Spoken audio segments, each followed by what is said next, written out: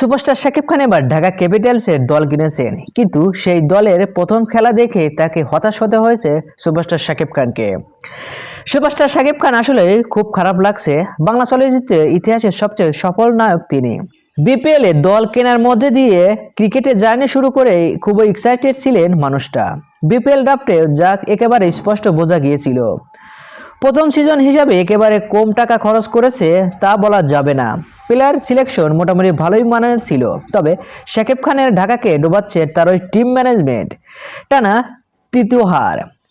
সাব্বির রহমান, হাসিবুর রহমান সোহান কিংবা মেহেদী হাসানের মতো প্লেয়ারদের একাদশে সুযোগ দেওয়া হচ্ছে না, অথচ এদের মতো প্লেয়াররা নিয়মিত একাদশে সুযোগ ডিজার্ভ করে। প্রয়োজন হলে 2-1 জন বিদেশি কম খেলে হলেও এদের সুযোগ দেওয়া উচিত।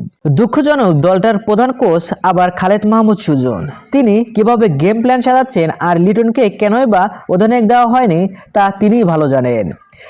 যাই হোক, খুব করে চাইবো ঢাকা ক্যাপিটালস দ্রুত কামব্যাক করবে, অন্তত শাকিব খানের জন্য হলো তারা ফিরুক। উল্লেখ্য, আইপিএলে শাহরুখ খানের দল কলকাতা নাইট রাইডার্সের তাদের প্রথম আসর খুব বাজেভাবে কেটেছিল। 6 নম্বর থেকে সেই আসর শেষ করেছিল দলটি। পরবর্তীতে কলকাতার আইপিএলে অন্যতম সেরা ফ্র্যাঞ্চাইজিটি হয় এই কলকাতার। সো ভিউয়ার্স, এবারে আপনার কি মতামত কমেন্ট বক্সে জানিয়ে দিন। আর হ্যাঁ, বিনোদন ও খেলাধুলার সকল খবর পেতে চ্যানেলটি সাবস্ক্রাইব করুন। ধন্যবাদ।